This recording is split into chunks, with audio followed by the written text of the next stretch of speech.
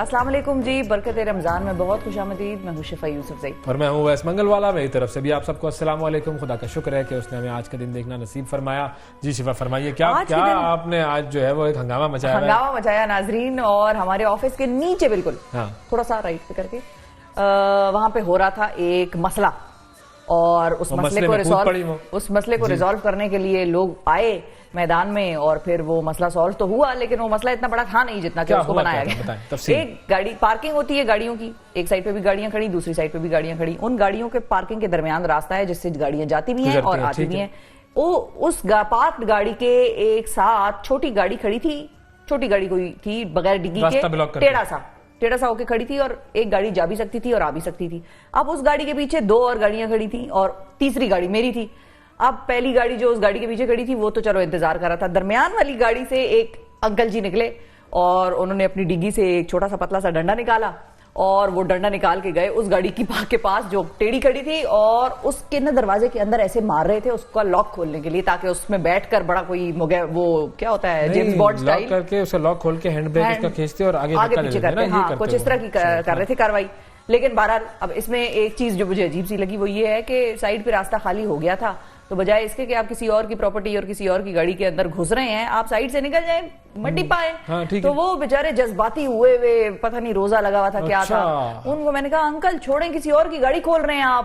کہتے ہیں why should I suffer because of someone else. میں نے کہا don't suffer انکل. ادھر پیچھے اچھا پولیس بھی کھڑی تھی, مزے کی بات کہ بالکل ساتھ نکڑ پہ پولیس کھڑی تھی, نظر بھی آ رہی تھی جس جگہ پہ یہ سارا معاملہ چل رہا تھا, لیکن پولیس کو نہ بتانے کا خیال آیا, صبر کرنے کا خیال نہ آیا. انہوں نے کہا میں خود کروں گا, میں کروں گا, اور میں ہی لفٹر بھی بن جاؤں گا, میں ہی گاڑی آگے بھی کروں گا. ہو سکتا ہے پولیس پہ اعتبار نہ ہو ان کو, یہ ہو سکتا ہے بالکل, لیکن وہ والے بڑے ایکٹیو ہیں. ویسے ہو سکتا ہے وہ چاہتے ہیں پولیس والے کو کہ یار چل کوئی بات نہیں آپ نہ کریں, میں کرتا ہوں. آپ کو جذبہ دیکھیں ان کا, میں تو ان کو نیک آدمی ہوں بیچارہ. تو بس مجھے کچھ سمجھ میں نہیں آیا کہ یہ کیا معاملہ ہوا, کیوں ہوا, کیسے ہوا, اور انکل جی کیوں اتنے ہو گئے کہ بھائی اگلے کی گاڑی کھول کے, اچھا اور پھر گاڑی کھول کے وہ آگے پیچھے تو کر دیتے اور ان لاک اس کو چھوڑ کے اپنے راستے پہ نکل جاتے منزل کی طرف, اور وہ پیچھے جس بیچارے کی ٹھیک ہے اس کی غلطی تھی, اس نے غلط کھڑی کی ہوئی تھی, لیکن کوئی چرا لیتا گاڑی. آج کل آپ انکم دیکھیں, لوگوں کی گاڑی دیکھیں, چھوٹی گاڑی تھی, مطلب وہ تو چھوٹی گاڑی بھی اب 25 30 40 لاکھ کی ہو گئی ہیں. تو وہ مطلب کسی کے لیے اتنا زیادہ جو ہے نا جذباتی نہیں ہو جانا چاہیے, حوصلہ رکھیں.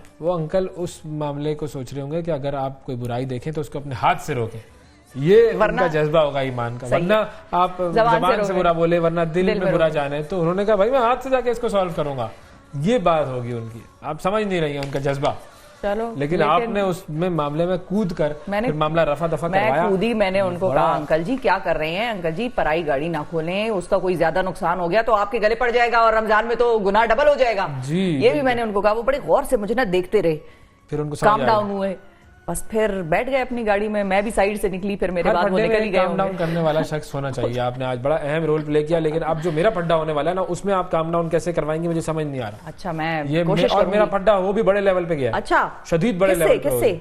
بھائی شہباز شریف صاحب وزیر اعظم ہمارے, انہوں نے کیا اعلان کیا بتائیں. انہوں نے اعلان کیا, وزیر اعظم شہباز شریف صاحب نے عید الفطر کی تعطیلات کی منظوری جو ہے وہ دے دی ہے, اپروول کر دیا ہے, سائن کر دیے ہیں, جنبش قلم سے انہوں نے کر دیا اعلان. وزیر اعظم شہباز شریف نے عید الفطر پر 4 دن کی تعطیلات کی منظوری دی ہے, اور اعلامیہ کے مطابق 10 اپریل سے 13 اپریل تک عید الفطر کی تعطیلات ہوں گی. جی تو اب یہ دیکھیں, یہ میں کل کیا بات کر رہا تھا کہ ایک دن پہلے کی بھی ہوگی, پورا ہفتہ ہو جائے گا, یہ تو انہوں نے 4 دن کی چھٹی دی. تو اویس یہ کیا بات ہوئی. وزیر اعظم صاحب اہم لوگوں کو, سمجھدار لوگوں کو سنتے ہیں. آپ نے تو کہا تھا نہیں ہوگی چھٹی, نہیں ہونی بھی چاہیے. کام کریں پھر بیٹھ کر, اس کا مطلب یہ ہوا کہ اب ہم کام کریں گے کیا. ایسا ہی ہے, ویسے کام کرنا پڑے گا. 4 دن اگر 5-6 دن کی چھٹی دیتے تو کیا ہوتا. یہ کیا سمجھ رہے ہیں, جس طرح یہ صبح کو 7 بجے آفس پہنچ کے کام شروع کر دیتے ہیں, ہم بھی شروع کر دیں. ہم تو خیر ویسے ہی صبح اٹھنے کے قائل ہیں وزیر اعظم صاحب, لیکن ایکچولی پرابلم یہ تھی کہ اگر ایک دن پہلے کی دے دیتے تو 5ویں دن کی لوگوں نے اپنے آپ کر لینی تھی. یہ کوئی بات ہے اس طرح. ہم چھٹیوں کے لیے کتنا میں پلان منصوبے بنا کے بیٹھا ہوا تھا, انہوں نے چھٹی کینسل کروا دی. کیا منصوبے بتائیں آپ. سندھ سے سیکھیں سر, سندھ سے سیکھیں. ویسے واقعی یہ شہباز شریف صاحب کو سیکھنا پڑے گا. وہاں پہ ابھی کچھ دن پہلے یوم علی کرم اللہ وجہ کی چھٹی تھی, آج وہاں پر جو ہے بھٹو صاحب کی چھٹی ہے, کل وہاں پہ جمعۃ الوداع کی چھٹی ہے. آپ یہاں پہ چھٹیاں ہی نہیں دے رہے. چھٹیاں آپ کیا چاہتے ہیں میں واپس چلا جاؤں کراچی؟ اس طرح تھوڑی ہوتا ہے.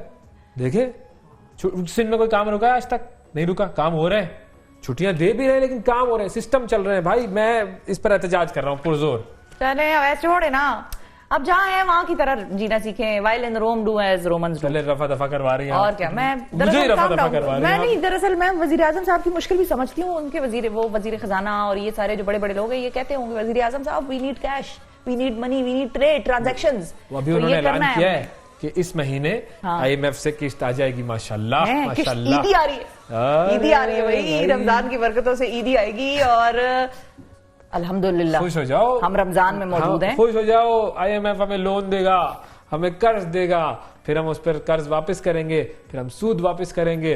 پھر اس پہ اور قرض لگے گا, پھر اس پہ اور قرض لگے گا, پھر قرض ڈبل ہوتے رہیں گے, پھر ڈبل ٹرپل چوپل سارے ہوتے رہیں گے. اور آج ہم اس حال پہ پہنچے ہیں. اور کیا, ایسا ہی ہے. اچھا خیر آگے بڑھتے ہیں اور آپ کو بتاتے ہیں کہ خیبر پختونخوا میں بھی ایک اہم معاملہ ہوا ہے. اور جو CM ہیں خیبر پختونخوا کے, خیبر پختونخوا کے ویسے تو گورنر جو ہیں حاجی غلام علی, وہاں سے شروع کرتی ہوں میں آپ کو بتانا کہ ان کی جانب سے وزیر اعلیٰ خیبر پختونخوا سے اسپتالوں میں ٹرانسجینڈر یعنی جو خواجہ سرا ہیں ان کے لیے بہتر صحت کی سہولیات فراہم کرنے کی درخواست کی گئی تھی, جس کے متعلق دونوں کے درمیان اتوار کے دن ایک میٹنگ ہوئی اور اس میں خواجہ سراؤں کے حقوق کے حوالے سے بات چیت کی گئی تھی. اور حاجی غلام حیدر علی نے معاشرے میں خواجہ سراؤں کی جانب سے دیکھے جانے والے جو معاشرتی مسائل ہیں اس پر انہوں نے بات چیت, اس پہ سلوشن نکالے. بنیادی طور پر انہوں نے اسپتالوں میں خواجہ سراؤں کے لیے الگ کمرہ مختص ہوگا. ایک تو یہ انہوں نے امپورٹنٹ چیز کی ہے, کیونکہ ظاہر ہے بہت مرتبہ یہ ایشو ہوتا ہے کہ اب وہ خواجہ سرا ہیں تو وہ نہ میلز ان کے روم میں ایکسیپٹ کر رہے ہوتے ہیں, نہ فیمیلز ہو سکتی ہیں ان کے روم میں, تو ان کے لیے الگ روم ڈیزگنیٹڈ ہوگا,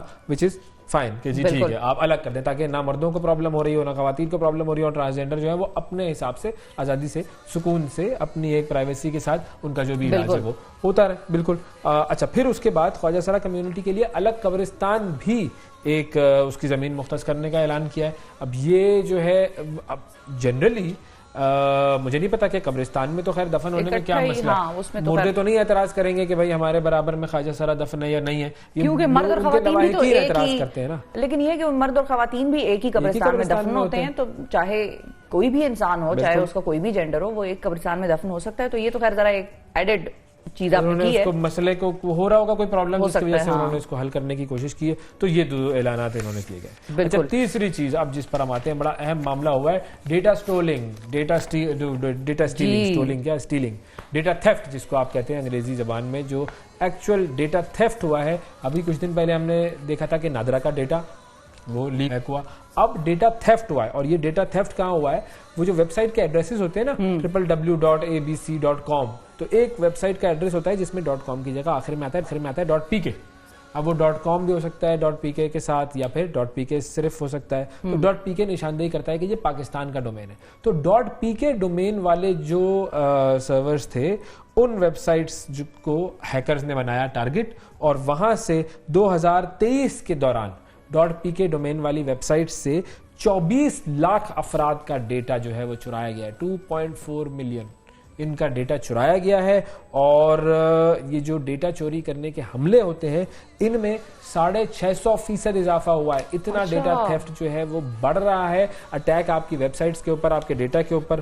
کیسپرس کی ایک کمپنی ہے, سیکیورٹی کمپنی ہے IT کی, اور انہوں نے رپورٹ دیا اور انہوں نے کہا ہے کہ تقریباً 2023 میں 10 ملین ڈیوائسز ڈیٹا چوری کرنے والے وائرس کا شکار ہوئی ہیں. اور گزشتہ جو 5 برس ہیں اس میں دنیا بھر میں 4.5 لاکھ ویب سائٹس پر حملے ہوئے ہیں ڈیٹا چوری. اور اسی رپورٹ میں یہ بھی بتایا گیا کہ گزشتہ 3 سال کے مقابلے میں 2023 میں 643% زیادہ ویب سائٹس کا ڈیٹا جو ہے وہ چوری ہوا. اور ریسرچرز کا ماننا یہ بھی ہے کہ کمپرومائزڈ ویب سائٹس کی تعداد 1 کروڑ سے کئی گنا زیادہ بھی ہو سکتی ہے. اور کیسپرسکی کی جانب سے ایک اہم معاملے پر پھر آگاہی بھی پھیلانے کے غرض سے خصوصی ویب جو بینچ ہوتا ہے یا ویب پیج جو ہے اس کو ہم کہیں گے. اچھا اس کا ایک مزے کی چیز بتاؤں آپ کو. ہاں بتائیں. یہ ڈیٹا جو ہے وہ بکتا ہے, پھر کہاں بکتا ہے, ڈارک ویب پہ بکتا ہے. ایک فائل کی قیمت ہوتی ہے تقریباً کو $10 کی بکتی ہے. تو اب آپ دیکھ لیں بھائی. ہاں ویسے واقعی, لیکن وہ ہوتا ہے. اور عام آدمی کو نشانہ بنانے کے علاوہ کارپوریٹ کمپنیاں بھی ہو سکتی ہیں. ہاں ان کا ڈیٹا مہنگا بکتا ہوگا, ان کا ڈیٹا مہنگا بکتا ہوگا کیونکہ ظاہر ہے وہ فائل آئی ہے تو وہ دے دو گا بھائی چلو $1 میں بک گئی. شفا کی فائل آئی ہے اچھا $200 $500, وہ بھائی ورتھ کے حساب سے وہ اس کی قیمت لگتی ہے. یہ طریقہ کار ہوتا ہے. ٹھیک ہے, صحیح ہے. ٹھیک ہے جی. اچھا ایک تو یہ ہے. ایک کل ہم نے آپ کو بتایا تھا کہ تائیوان میں زلزلہ آیا اور بڑا ہی خوفناک زلزلہ وہ آیا تھا, اور اس کے بعد سونامی کی جو تھریٹس تھیں یا سونامی کی جو الرٹس تھے وہ بھی جاری کیے گئے, کیونکہ وہ بالکل پانی کے ساتھ تھے, اور اگر زلزلے میں پانی جو ہے وہ ہلے گا تو وہ تو سونامی آ جائے گی. اور بہت ساری بلڈنگز ایسی تھیں جو خالی کرا لی گئیں سیفٹی کے مد نظر. تو ہم نے آپ کو دکھانی ہے ایک ویڈیو. جی وہ کیا ویڈیو ہے, اس سے آپ ڈاکٹرز اور نرسز کی جو کمٹمنٹ ہے اپنے کام سے وہ دیکھیں گے, وہ دیکھیں. اب یہ آپ ویڈیو دیکھیے گا, بھائی دکھائیں بھائی. یہ ویڈیو ایسی ویڈیو ہے کہ جس میں آپ کو نظر آئے گا کہ زلزلہ, اور یہ دیکھیں اب یہ بچے ہیں جو کہ انکیوبیٹر وغیرہ میں ہوتے ہیں, اور یہ نرسز فوراً وہاں پر آئیں. انہوں نے بچوں کے وہ جو کاٹس ٹائپ کے ہیں جس کے اندر بچے موجود ہوتے ہیں, ان کو انہوں نے پکڑنے کی کوشش کی, روکا تاکہ وہ زیادہ ہلے نہ, ان سے بچوں کو کچھ لگے نہ, یا یہ کہ کوئی ہوتا ہے نا کہ وہ پہیے ہوتے ہیں اس کے نیچے تو ادھر چلے جائے, دیوار سے لگ جائے, یا کوئی اور ڈیمیج ہو. تو یہ دیکھیں کتنا وہ اپنے آپ کو اپنے بارے میں سوچے بغیر وہ آ کر ان بچوں کی پروٹیکشن کر رہی ہیں. ورنہ پہلا ریاکشن کیا ہوتا ہے, ہم بلڈنگ سے بھاگے, ہم نکلے. اور یہ کمٹمنٹ ہے ان نرسز کی. بالکل مزہ آیا دیکھ کے. یہ کمٹمنٹ ہونی چاہیے ہر ایک کی جب جان بچانے کی بات آتی ہے. اچھا, اور ایک مطلب جس کو کہتے ہیں نا معمر ترین شخص کے بارے میں بھی میں آپ کو بتاتی ہوں کہ دنیا کا معمر ترین شخص جو ہے وہ وفات پا چکا ہے. اچھا, اور وہ انتقال کر گیا ہے 114 سال کی عمر میں. اور جنوبی امریکہ کا ملک ہے وینیزویلا, اس سے تعلق رکھنے والا یہ شخص ہے, اور جوان ویسنٹ اس کا نام ہے. اور اس شخص کو مطلب یہ دنیا کا سب سے عمر رسیدہ شخص کہلایا جا رہا تھا, اور قرار دیا ہوا تھا اس کو. بالکل گینیس ورلڈ ریکارڈ میں ان کا نام تھا کہ یہ جو ہے آفیشیلی سرٹیفائیڈ یہ معاملہ تھا ان کا کہ یہ دنیا کے معمر ترین انسان ہے. اور جب ان کو سرٹیفکیٹ دیا تھا اس وقت ان کی عمر تھی کہ کوئی تقریباً 112 سال, 2 سال پہلے کی بات ہے یہ. اب 114 سال کی عمر میں ان کا انتقال ہوا ہے. جی بالکل. اچھا, اور جوان کے 11 بچے ہیں, 11 بچوں کے یہ باپ تھے, ان کے 41 پوتا پوتی ہیں, اور 89 اور جو ہے نواسی اور پوتا پوتی 41 ہیں ان کے, اور 18 پرپوتے پرپوتیاں ہیں, نسل در نسل, اور مطلب وہ 3rd 4th جنریشن جو ہیں ان کی چل پڑی ہیں. اور نواسیاں جو ہیں وہ پرپوتے پرپوتیاں پرپوتے پرنواسیاں, اور ان کے بھی 12 بچے. ٹوٹل نہیں کریں گے, ٹوٹل کرنے میں آپ پھنس جائیں گی. میں تو نہیں کروں گی, آپ اگر کرنا چاہیں تو آپ کر سکتے ہیں, لیکن 41 اور 18 یہ جو ہے وہ اللہ تعالیٰ جو ہے وہ ہر ایک کی آسان منزل فرمائے. جو انتقال کی ہوتی ہے بڑی کٹھن مرحلے ہوتی ہے. اچھا جی, ایک اور آخری خبر آپ کو دے دوں میں. بوٹسوانا یہ ایک افریقی ملک ہے, ٹھیک ہے. اب ہوا یہ کہ جرمنی جو ہے نا, جرمنی کو بوٹسوانا نے دے دی دھمکی. جی, اور وہ دھمکی کیا دی ہے, انہوں نے کہا ہے کہ اگر تم نے آئندہ اس طرح کی باتیں کی اور اس طرح کی مطلب جو ان قوانین کی وہ بات کر رہا تھا جرمنی, اگر اس طرح کے قوانین کی تم نے باتیں کی اور ہم پر اعتراضات کیے نا, ہم تمہارے ملک میں 20,000 ہاتھی بھیج دیں گے. جی, ہاتھی بھیج دیں گے. ہوا کیا کہ جرمنی والوں نے یہ کہا کہ بھائی دیکھیں یہ جو شکار ہوتے ہیں افریقی جو ممالک ہیں اس میں شکار ہوتا ہے, تو یہ شکار نہیں کرنا چاہیے. اور جرمنی والوں نے کہا کہ بھائی یہ دیکھو کتنا جانوروں پر ظلم ہے وغیرہ وغیرہ وغیرہ. انہوں نے کہا آپ کو یہ ظلم لگ رہا ہے, ہمارے ہاتھی لے لیں, آپ خود اپنے پاس پالیں, خود رکھیں. بیسیکلی بوٹسوانا میں ہاتھیوں کی تعداد بہت زیادہ بڑھ گئی ہے, اور ان کی انکم کا ایک ذریعہ ہے وہ جو شکار کے لیے ٹرافی ایوارڈ کرتے ہیں نا کہ جی آپ آئیں شکار کریں ہاتھیوں کی, وہاں پہ لوگوں کی انکم کا باعث ہوتا ہے. اور وہ لوگ آتے ہیں, ان کے لائسنس خریدتے ہیں, تو وہ جو لوکل کاروبار ہے وہ بھی چلتا ہے. تو انہوں نے کہا کہ بھائی بوٹسوانا کے بندے غریب ہیں, اب ہمارے پاس یہی معاملہ ہے, یہ جو ہاتھی ہیں یہ ہماری فصلوں کو بھی تباہ کرتے ہیں, اس طرح کے معاملات کرتے ہیں. آپ کو زیادہ اگر شوق چڑھ رہا ہے آپ رکھ لیں بھائی, نہیں تو ہمیں 1-2 بھیجوا دیں. ہم سری لنکا کی بات کرتے ہیں تو یہاں سے ہمیں کچھ کرنا چاہیے. انگولا میں بوٹسوانا نے بھجوائے تھے 8,000 ہاتھی. بالکل. اچھا, ہمارے پاس ایک کاوان نہیں سنبھالا گیا, چھوڑے نا, کیا آپ اپنے وہ گلے پڑا رہی ہیں اس کو. ٹھیک ہے, آپس کا ان کا معاملہ ہے, اس پٹے میں نہ کودیں, ٹھیک ہے. یہ والا مسئلہ نہیں ہے کہ کوئی گاڑی کھول رہا ہے تو آپ اس کو جا کے منع کر دیں. یہ ہاتھیوں کا پنڈا ہے, اس میں چونٹیاں پس جاتی. بالکل صحیح ہے. اور بھی بوٹسوانا جو ہے وہ 1/3 آبادی ہے ہاتھیوں کی, اور وہ کلیم کرتا ہے بیسیکلی. تو 1,30,000 جو ہیں ہاتھیوں کا گھر ہے بوٹسوانا. تو یہ ہم آپ کو بتا دیں کہ ہاتھی کا نمبر آپ کو مائنڈ میں ہو جب آپ یہ خبر اس قسم کی سن رہے ہو یا دیکھ رہے ہو کہ کتنا ہاتھی ہے. 1,30,000. ماشاءاللہ ماشاءاللہ. چلیں جی بریک لے لیتے ہیں, بریک کے بعد دوبارہ حاضر ہوں گے, ہمارے ساتھ رہیے گا.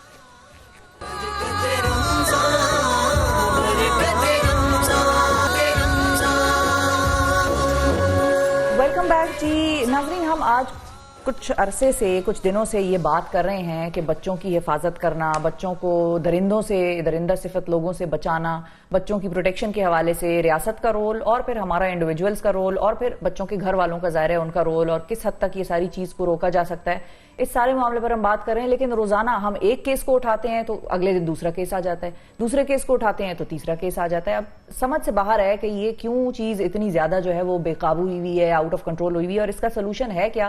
اسی حوالے سے بڑے لوگ کام کر رہے ہیں، کچھ لوگ گورنمنٹ کے ساتھ کام کر رہے ہیں، کچھ لوگ پرائیویٹلی کام کر رہے ہیں، کچھ لوگوں نے اپنے ادارے بنائے ہیں. ماروی اوان کو آج ہم نے اپنے پروگرام پر مدعو کیا ہے، ان سے ہم آپ کی ملاقات کرائیں گے. یہ سی ای او ہیں ویمن چلڈرن پروٹیکشن سینٹر کی، جینڈر اینڈ ڈیولپمنٹ ایکسپرٹ بھی ہیں یہ، اور ان سے بھی ہم یہی بات کریں گے کہ اس چیز کو اب روکا کیسے جا سکتا ہے، کیا ہمیں کرنا ہے، کہاں پر ہم فیل ہو رہے ہیں، اس پر ہم ماروی سے بات کریں گے. السلام علیکم ماروی.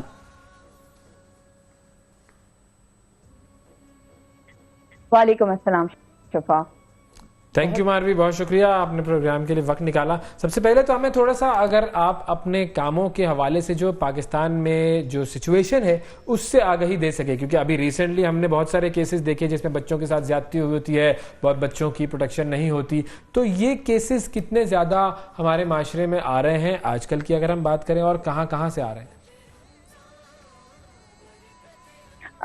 یہاں پر اگر ہم کیسز کی بات کریں تو میں جتنا تجربہ مجھے کام کرنے کا ہے گراؤنڈ لیول سے لے کے، میں یہ محسوس کرتی ہوں کہ اب تک وہ کیسز رپورٹ ہی نہیں ہو رہے ہیں اداروں تک جو ریئل سچویشن ہمارے گراؤنڈ پہ موجود ہے. اکا دکا کیسز ہمارے سامنے آ جاتے ہیں، ان کو بھی بہتر طریقے سے ڈیل ہم کرتے ہوئے نہیں دیکھ رہے ہیں، کیونکہ کیس کے بعد کیس آ رہا ہے لیکن کوئی ایسا لاہے عمل نہیں ہمارے سامنے آ رہا ہے کہ اس کی روک تھام کے حوالے سے بہتر طریقے سے کوئی چیز کی جائے. اگر ہم کیسز کی نوعیت کی بات کریں تو گھریلو تشدد کے کیسز ہمارے پاس موجود ہیں، ہمارے پاس خواتین اور بچوں کے ساتھ جو زیادتیاں ہو رہی ہیں وہ مسائل ہمارے پاس موجود ہیں، ہمارے پاس بہت ہراسمنٹ کے مسائل ہمارے پاس بہت زیادہ موجود ہیں. اس کے اندر سیکچول ہراسمنٹ ہے ہمارے ساتھ، بہت سارے اور سچویشنز ہے، بیک ٹو بیک کم عمری کی شادیاں ہیں، جبری شادیاں ہیں، اور ان تمام مسائل کے حوالے سے قوانین بھی ہمارے پاس موجود ہیں لیکن ان کی امپلیمنٹیشن بہتر طریقے سے نہیں ہو پا رہی ہے. جو آپ کا ادارہ جو آپ نے بنایا ہے women and children protection centre, وہ کیا کام کر رہا ہوتا ہے اور کس طریقے سے وہ لوگوں کو فیسیلیٹیٹ کرتا ہے؟ اچھا، ہم نے women protection centre, women children protection centre میری آرگنائزیشن ہے، ہم نے سندھ پولیس کے ساتھ یہ تمام سارا کام اسٹارٹ کیا. اس میں ہمارا پولیس کے ساتھ کام کرنے کا یہ مقصد تھا کہ ہم بہتر طریقے سے ایک تو جو رپورٹنگ ہوتی ہے وہ پولیس کی طرف ہونی چاہیے، اس حوالے سے پولیس کو انگیج کر سکیں. ہم نے عورتوں اور بچوں کے تحفظ کے ادارے پولیس کے ڈپارٹمنٹ کے اندر ہی بنائے ہیں.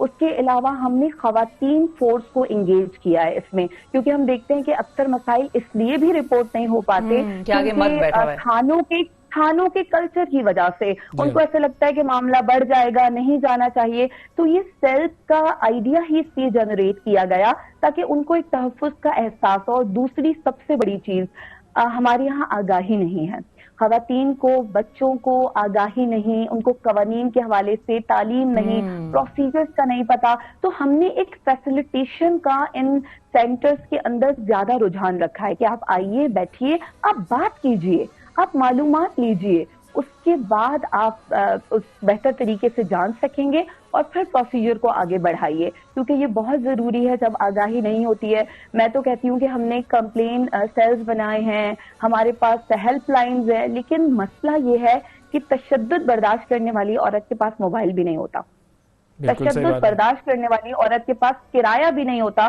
کہ وہ ادارے تک پہنچ سکے. اب سچویشن اس طرح کی ہے، ہمارے پاس کام اور کرنے کی ضرورت ہے. آپ لوگ پھر کس طرح پہنچتے ہیں ان لوگوں تک؟ قدموں تک جانے کی ضرورت ہے. ہم نے ڈفرینٹ اسٹریٹجیز استعمال کی ہیں، جیسے کہ ان علاقوں سے ہم نے کمیونٹی لیڈرز بنا لیے ہیں، ان کی ہی کمیونٹی کے لوکل لوگوں کو. اس سے اس طرح ہوتا ہے کہ ان کو بھروسہ ہوتا ہے اپنی کمیونٹی کے لوگوں پر. ان کی ہم تربیت بھی کرتے ہیں، ان کے ساتھ ہم کوارڈینیشن میٹنگز بھی کرتے ہیں، ان کو ہم اپنے پاس بھی بلاتے ہیں، ہم ان کے اپنے اداروں کا ایکسپوجر وزٹس بھی ان کو دینے کی کوشش کرتے ہیں.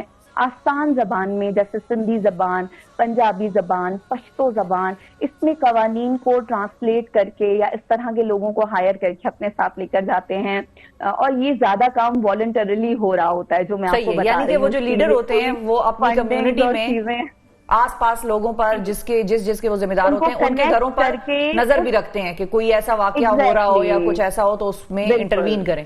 ٹھیک ہے. اچھا انٹرسٹنگ آئیڈیا ویسے یہ. جی اچھا، میں آپ کیونکہ صوبائی نگران کمیٹی کی رکن بھی ہیں انسانی حقوق کے، وہاں پر کیا ہوتا ہے اور گورنمنٹ لیول پر ظاہر ہے آپ تو پرائیویٹلی یہ کام کر رہی ہیں نا اپنے فرینڈز کے ساتھ، کولیگز کے ساتھ مل کے، یا اور جو پیشنیٹ لوگ ہیں جو اس کاز کو اٹھانا چاہتے ہیں، لیکن گورنمنٹ لیول پر آپ کو کیا لگتا ہے چیلنجز کیا ہوتے ہیں گورنمنٹ کے یا پرائیویٹ سیکٹر کے کہ آپس میں اس پہ بیٹھ کر بات ہو، یا وہ سیریس کتنے ہیں؟ جیسے کہ شفا، ہم نے میری آرگنائزیشن نے پولیس کے ساتھ اور گورنمنٹ کے ڈفرینٹ اداروں کے ساتھ پبلک پولیس پارٹنرشپ کے آئیڈیا کو اس طرح آگے لے کر چل کے ہم نے انیشیٹ کیا ہے، عورتوں اور بچوں کے تحفظ کے حوالے سے یہ تمام کام. تو اس میں جیسے کہ میں کمیٹی ممبر بھی ہوں ہیومن رائٹس ویجیلنس کمیٹی، اس میں پھر عورتوں، بچوں کے، خواجہ سراؤں کے مسائل اور بھی ہیومن رائٹس جتنی بھی وائلیشن ہو رہی ہوتی ہیں، ہماری کوآرڈینیشن میٹنگز ہوتی ہیں، اس میں بہت سارے اسٹیک ہولڈرز ہمارے ساتھ ہیں. ہم قوانین کو بہت کلوزلی اس پہ بات کرتے ہیں، اس کے اندر جو فلاز ہیں اس کے حوالے سے ہم اوپن ڈسکشنز کرتے ہیں، اس کو بہتر کرنے کے لیے اسمبلیز تک اپنی سجیشنز کو پہنچاتے ہیں. جو پارلیمنٹیرینز ہیں ان کے ساتھ ایڈوکیسی میٹنگز کر رہے ہوتے ہیں. اور ان پارلیمنٹیرینز اور حکومت کی آپ کو کتنی سیریسنس نظر آتی ہے ان ایشوز کو سالو کرنے کے حوالے سے؟ ہاں بالکل، اس حوالے سے اتنا خاص ہمیں رسپانس مل رہا ہوتا ہے، لیکن اس کے بعد ہمیں عملی طور پہ اتنا سیریس کوئی اسٹیپ اب تک نظر نہیں آیا ہے. اور میں تو کہتی ہوں کہ اگر ہم دیکھیں تو صوبائی طور پہ بہت اچھے قوانین عورتوں اور بچوں کے لیے آ رہے ہیں ہمارے سامنے، لیکن ان قوانین کو بہتر طریقے سے امپلیمنٹ کرنے کی بات نہیں ہو رہی ہے کیونکہ وہ فائلوں میں بند ہیں. ہمارا ہمیشہ یہی کہنا ہے کہ لوکل لوگوں کو انگیج کریں، کمیونٹی کے لوگوں کو انگیج کریں، کیونکہ وہ بہتر طریقے سے اس سچویشن کو جانتے ہیں. جو کمیونٹی ورکرز ہیں وہ دن رات وکٹمز کے ساتھ کھڑے ہوئے ہیں، لیکن ہم دیکھتے ہیں کہ بہت اونچی سطح پہ قوانین بن جاتے ہیں جو کہ پھر اس سچویشن کے ساتھ میچ نہیں کر پاتے. تو اور زیادہ سیریسنس کی ضرورت ہے، اور ہم یہ دیکھ رہے ہیں کہ پولیٹیکل سطح پہ زیادہ وہ آپس میں ہی اتنے معاملات ان کے الجھے ہوئے ہیں کہ شاید عوام کی طرف اور خصوصاً عوام کے ان معاملات کی طرف ان کا دھیان کچھ کم ہے، جس کو بڑھنے کی ضرورت ہے. تھینک یو ماروی اوان ناظرین ہمارے ساتھ موجود تھیں اور خواتین اور بچوں کے تحفظ کے لیے کام کرتی ہیں. دیکھیں انہوں نے کتنا زبردست پروجیکٹ شروع کیا، سوچا کام کر رہی ہیں، کچھ نہ کچھ امپیکٹ بھی آتا ہوگا، لیکن کتنا سمپل آئیڈیا کہ کمیونٹی لیڈر اسی علاقے کا ہو، کوئی شخص ایسا کہ جو لوگوں پر نظر بھی رکھے، گھروں میں کیا ہو رہا ہے اس کی ذرا سنگن بھی رکھے، اور جہاں پر کچھ ایسا واقعہ ہو رہا ہو تو فوراً جا کے اطلاع کرے پولیس کو اور متعلقہ اداروں کو. زبردست آئیڈیا. ناظرین ایک وقفے کی طرف ہمیں بڑھنا ہے، وقفے کے بعد واپس آتے ہیں تو آپ سے کرتے ہیں دوبارہ ملاقات. اسٹے ود اس.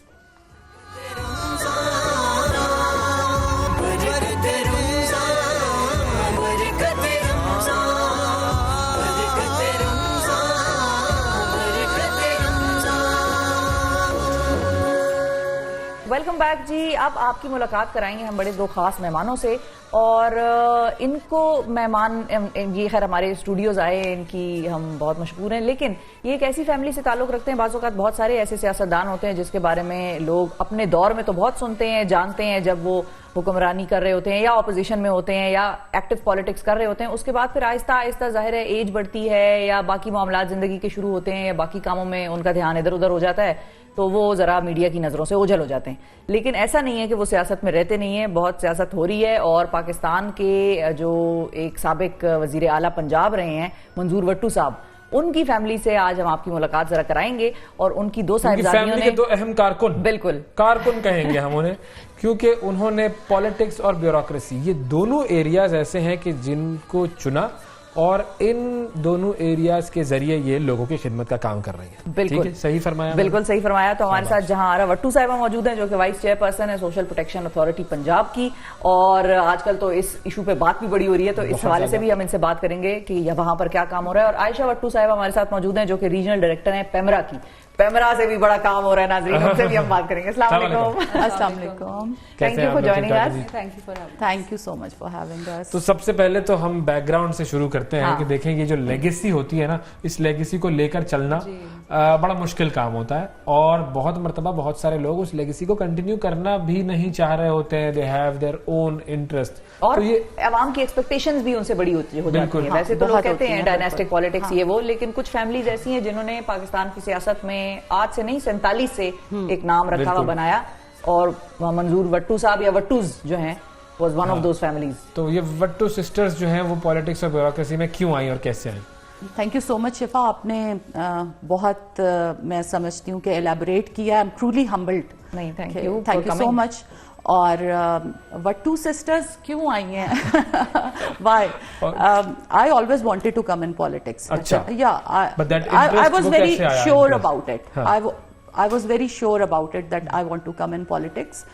اور عائشہ کین ٹیل, میرا جو ہے شروع سے انٹرسٹ تھا, بیکاز میں نے جرنلزم پڑھا ہے, تو اس لیے میڈیا میں شروع سے ہی میرا ایک انٹرسٹ تھا کہ میں نے بیوروکریسی میں آنا, اسپیشلی طور پہ اس میں, اور میرے گھر والوں کا بھی یہ تھا. اور ایکچولی یہ ہوا کہ میری جو اسٹڈیز تھیں ان کو لے کر میرے فادر ہمیشہ بہت انٹرسٹ لیتے تھے اور مجھے بہت سپورٹ کرتے تھے. اس کا رزلٹ یہ ہوا کہ میری اسٹڈیز الحمدللہ بہت اچھی گئیں, اور میرا تھرو آؤٹ بہت اچھا میرا جو ہے ایجوکیشنل میری کوالیفیکیشن بہت اچھی تھی.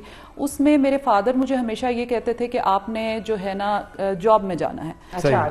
تو ان کا شروع سے ہی, میری پوری فیملی کا بھی یہی تھا کہ اس نے تو جاب کرنی ہے. اور میرا ایک ہوتا ہے, ایک پرسنالٹی بھی ہوتی ہے, ہر انسان کی ڈفرینٹ ہوتی ہے. تو میری باقی فیملی جو ہے ان کا شروع سے تھا کہ پالیٹکس میں ان کا انٹرسٹ تھا. تو میرا شروع سے میرا امپریشن شروع سے یہی تھا کہ میں نے, سب کے لیے میرا امپریشن ہی یہ تھا کہ اس نے اس فیلڈ میں جانا ہے. اچھا, کیونکہ امپریشن اس لیے تھا because she has got that افسر ٹائپ آف پرسنالٹی, افسر شاہی والی. لیکن وہ تو چلے افسر شاہی والی, آپ لوگ بھی کوئی کم اثر و رسوخ نہیں رکھتے, سیاستدان بھی, تو یہ کتنے اثر رسوخ آپ کی طرف جو ہے وہ آتا ہے, انفلوئنس آتا ہے اس سے پاکستان میں؟ تو آپ کو پتا ہے کہ انفلوئنس تو ہوتی ہیں چیزیں ایک دوسرے سے, اور اسپیشلی بیوروکریسی اور پالیٹکس تو دے آر انٹرلنکڈ, اور بالکل آتا ہے اس میں. لیکن اس کو اب مینج کرنا سیکھ لیا, because it's been so many years now کہ اب مجھے. تو اگر ہم اس طرح پوچھیں کہ پاکستان بہتر کیسے ہوگا, کیا پولیٹیشین صحیح ہو جائیں تو بہتر ہوگا, یا بیوروکریسی صحیح ہو جائے؟ دونوں میں سے کسی ایک پر بات ہوئی, یہ تو بڑا جنرک سا آنسر ہے. دیکھیں سب کو ٹھیک ہونا پڑے گا, سب کو اپنا حصہ ڈالنا. دیکھیں میں تو سمجھتی ہوں کہ بیوروکریسی اور پولیٹیشینز کو چھوڑ کر ایک عام انسان بھی, جب تک ایک عام انسان بھی اپنا رول نہیں پلے کرے گا ملک کو قوم کی بہتری میں, عوام پہ ہی ڈال دیتی ہے کہ ہم نے تو کچھ نہیں کیا. بیوروکریسی اگر نہیں چاہے گی تو سیاستدان کیسے چل سکیں گے؟ زیادہ گڑبڑ کہاں ہے, سیاست میں یا بیوروکریسی میں؟ چلیں یوں کر لیتے ہیں. نہیں, یہ تو ہم نہیں کہتے کہ کہاں پر ہے زیادہ گڑبڑ. دیکھیں اچھے لوگ پالیٹکس میں بھی ہیں جو کہ ایمانداری سے کام کر رہے ہیں اور ملک کو قوم کی خدمت کر رہے ہیں. اسی طرح بیوروکریسی میں بھی بہت اچھے آفیسرز ہیں, ہمیں پتا ہے ان کا ایک ریکارڈ ہے, مطلب ہم جواب آ گیا, کوئی مزیدار چسکے والی بات نہ نکل سکی. اگر آپ کہتے ہیں, دیکھیں یہ ہے کہ پولیٹیشنز بھی ہمیں پتا ہے کہ اب تو میڈیا کی وجہ سے ہر چیز اتنی واضح ہو چکی ہے کہ آپ کو صاف پتا ہوتا ہے کہ کون کیا کر رہا ہے, کون کہاں سے آیا, اس کا کیا بیک گراؤنڈ ہے, وہ کیسا کام کر رہا ہے, چھپا ہوا نہیں ہے. لیکن مسئلہ یہ ہو جاتا ہے کہ جو پریشرز ہیں, پالیٹکس میں بھی پریشرز ہیں, میڈیا میں بھی پریشرز ہیں, تو اچھے لوگ اس طرح سے سامنے نہیں آ سکتے.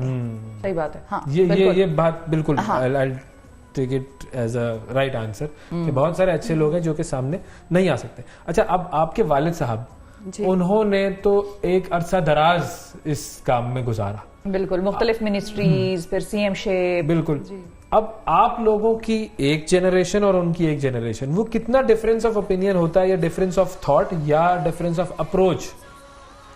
اچھا, ہم لوگوں کا اتنا ڈفرینس آف تھاٹ نہیں ہوتا کیونکہ ہم لوگ بہت زیادہ ابو سے انسپائر رہے ہیں. We have learned so much from ہم. انہوں نے ہمیں بہت گائیڈ کیا ہے.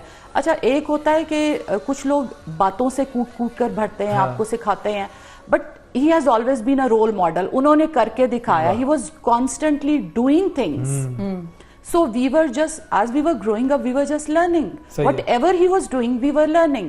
کس طرح لوگوں سے ملنا ہے, کس طرح غریب لوگوں سے کیسے ملنا ہے, رشتہ داروں کو کیسے, باہر کی پھر پالیٹکس میں کیسے چلنا ہے, آپ سلولی گریجولی وہ آپ کو چیزیں سکھاتے گئے ہیں.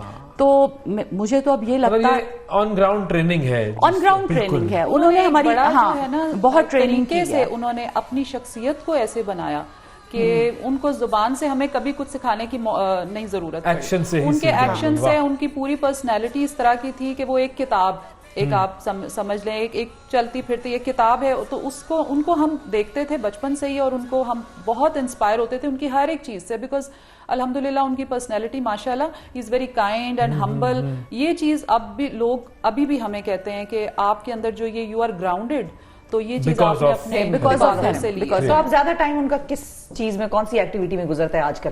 ابھی بھی پالیٹکس میں گزرتا ہے. ان کی صحت آپ کو پتہ ہے کہ کچھ عرصے سے ان کی صحت نہیں ٹھیک, لیکن اب ماشاءاللہ وہ ٹھیک ہیں. وہ ہمیں بتاتے ہیں, ہمیں گائیڈ کرتے ہیں کیسے کرنی ہے آگے چیزیں, کیسے چلنا ہے. What ever I am doing I constantly take guidance from ہم. وہ مجھے سمجھاتے ہیں, بلکہ مجھے جب میرا پہلا دن تھا ابھی یہ پروٹیکشن اتھارٹی میں, تو I went to him and I was going to office first day. So he said to me کہ you are going to office, remember I just tell you one thing, patience کبھی نہیں چھوڑنا. Patience is the key to everything. بالکل. تو اور جو آپ کا کام ہے اس میں تو واقعی بہت زیادہ پیشنس کی ضرورت ہے. یہ اس کام کے اوپر بھی آتے ہیں تھوڑا سا کہ یہ جو اب آپ پروٹیکشن کی اتھارٹی میں دیکھ رہے ہیں معاملات, کیا ایشوز آپ کے سامنے بہت زیادہ آنا شروع ہوئے ہیں, اور کیا آپ کو لگتا ہے کہ واقعی گورنمنٹ سیریس ہے کچھ کرنے کے لیے, یا باقی معاملات جس طرح ہمارے صحیح نہیں ہیں ادھر بھی جو ہے وہ معاملہ کچھ گزارے لائق ہے؟ اب گورنمنٹ کی اب اگر میں بات کروں گی تو I am from government, I am sitting here, so if I start praising government I am praising my self. But میرا تو یہ ہے کہ since I have joined the office, تو مجھے لگا کہ یہ اتنا ہیوج مینڈیٹ ہے, اتنا زیادہ کام ہے, کیونکہ پورے پنجاب کا سوشل پروٹیکشن کا کام ہم نہیں کرنا ہے. You name it, education, domains بھی بہت سارے ہیں, ایجوکیشن, ہیلتھ, پھر ہمارے پاس ایک ٹرانسجینڈرز کا پروگرام ہے, دین وی ہیو آرٹسٹ کے لیے پروگرام ہے. So it's a huge mandate and there is so much to do and we are doing so many things. I am trying کہ جتنا بھی لوگوں کو, ہم ایک تو ہمارے لوگوں کو پتہ بھی نہیں ہوتا, المیہ یہ ہو گیا کہ بری چیزیں زیادہ دکھاتے ہیں میڈیا پر, اور جو اچھا کام ہو رہا ہوتا ہے اس کو, اور آپ یقین کریں ان کی وجہ سے یہ پیمرا والے بیچارے کیا کہہ رہے ہیں. انفارچونیٹلی ہوا یہ ہے کہ عوام جو ہے وہ سینسیشنلزم زیادہ پسند آتا ہے, اور ایک جو کیوس کی صورتحال ہے اور کانفلکٹ کی جو صورتحال ہے وہ انفارچونیٹلی لوگ میڈیا پہ بھی زیادہ وہی دیکھنا چاہتے ہیں. تو اس کی وجہ سے جو اچھا کام ہو رہا ہے وہ زیادہ تر کم نظر آتا ہے. بالکل ایسا ہی ہے. اچھا, اب کیونکہ ہم آپ سے اسی طرف واپس آئیں گے بات کرتے ہوئے کہ پنجاب سوشل پروٹیکشن اتھارٹی میں متعدد, جو ہمارے پاس اس وقت جو ہم نے تھوڑا بہت پڑھا اس کے بارے میں, متعدد پروگرامز ہیں, زیور تعلیم ہے, پھر ہم قدم پروگرام ہے, باہمت بزرگ پروگرام ہے, بنیاد, خود مختار آغوش اور مساوات پروگرام, اور بھی ہیں بہت سارے. ان میں سب سے انٹرسٹنگ کون سا ہے جس کے بارے میں آپ چاہیں گی کہ لوگوں کو آج پتہ چلے؟ اچھا, اس میں سب سے بڑا جو پروگرام ہے وہ تو ہمارا زیور تعلیم پروگرام ہے, جو بچیوں کی ایجوکیشن کا ہے. ایجوکیشن ٹھیک ہے. اس کے علاوہ انٹرسٹنگ آئی کی ناٹ سے جس کے بارے میں آپ کا زیادہ مزہ آتا ہو کام کرنے میں. مجھے ایک تو جو نئی زندگی پروگرام ہے that is for acid victims, جو جو تیزاب پھینک دیتے ہیں, اسپیشلی لڑکیوں پر پھینکتے ہیں. تو جب میں نے کام شروع کیا تو اس کو میں نے بہت فوکس کیا ہے, کیونکہ مجھے بہت زیادہ تکلیف ہوئی ان بچیوں کو دیکھ کر. I visited hospitals, I went there. جب میں نے ان کو دیکھا, ان کی حالت دیکھی, اور ابھی لاسٹ میرا 2 دن پہلے ہماری ایک لڑکی ہے, وہ گھر چلی گئی ہے, ٹھیک ہو گئی ہے, لیکن آنکھیں اس کی ابھی تک ٹھیک نہیں ہوئی. تو میں اس کے گھر گئی تو شی فیلٹ ویری ہیپی. پہلی دفعہ مجھے لگا کہ بڑی خوش ہوئی ہے, تو اپنا فون اٹھا کے لے آئی, تو مجھے کہنے لگی کہ یہ دیکھیں میں پہلے بہت خوبصورت تھی.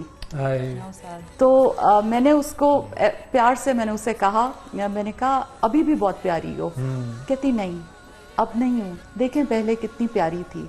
تو بہت کچھ ہے کرنے کے لیے. مطلب یہ وہ کام نہیں ہے کہ جو آپ نے صرف آفس کی حد تک بیٹھ کے کر دیا, یہ ایک کنیکشن بن جاتا ہے ان لوگوں سے, بیکاز ایکسپیکٹیشن نہیں ہوتی کہ اب ٹھیک ہے وہ اپنے گھر چلے گئی, اب وہ اپنی زندگی میں, آپ اپنی زندگی میں, پھر آپ اس کے گھر گئیں, تو اس کا مطلب ہے کوئی دل کا کنیکشن بن جاتا ہے. دیکھیے, جب آپ या तो आप काम ना करो ना, आप घर बैठो, काम ना करो. अगर काम कर रहे हो तो फिर उसको खुल कर करो. बिल्कुल. उसको दिल से करो, उसको खुल कर करो, और जितना भी आप टाइम दे सकते हो उसे इंसाफ करो अपने काम से. ये बड़ा इंपॉर्टेंट वर्ड यूज किया. अच्छा, लोगों के लिए कितनी फैसिलिटेशन और किस तरह से फैसिलिटेशन होती है आपकी अथॉरिटी की तरफ से कि ये जो सारे डोमेन्स हैं कि अगर एजुकेशन है तो क्या लोग आप लोगों से राब्ता करते हैं कि हाँ हमारे पास एजुकेशन का इशू है, या केसेस आपके पास आते हैं उनको केस टू केस बेस पे सेटल किया जाता है? अच्छा, ये जो एजुकेशन का प्रोग्राम है ये हमारा है एजुकेशन मिनिस्ट्री के साथ. ठीक है. गवर्नमेंट ऑफ पंजाब का प्रोजेक्ट है जिसमें बच्चियों को स्टाइपेंड देते हैं. बहुत ज़्यादा पुअरेस्ट ऑफ पुअर जो लोग हैं जो बच्चियों को स्कूल नहीं भेज सकते, उनकी अटेंडेंस जब 80% होती है तो फिर उन पेरेंट्स को हर महीने 1000 रुपया मिलता है. अच्छा. तो वो फिर सिर्फ इसलिए कि वो अपनी बच्चियों को स्कूल से ना निकालें और तालीम दिलवाएं. So this is for all Punjab. अच्छा जी, ये तकरीबन 8 लाख से ज्यादा बच्चियों को इस वक्त स्टाइपेंड मिल रहा है. जबरदस्त. पैमरा की तरफ आते हैं. तो पैमरा से अगर हम दरखास्त करें कि पाकिस्तान के सारे मॉर्निंग शो बंद करवा दिए जाएं और सिर्फ एक ही हो जो कि चल रहा हो, तो ऐसा हो सकता है? कोशिश करके देख लेते.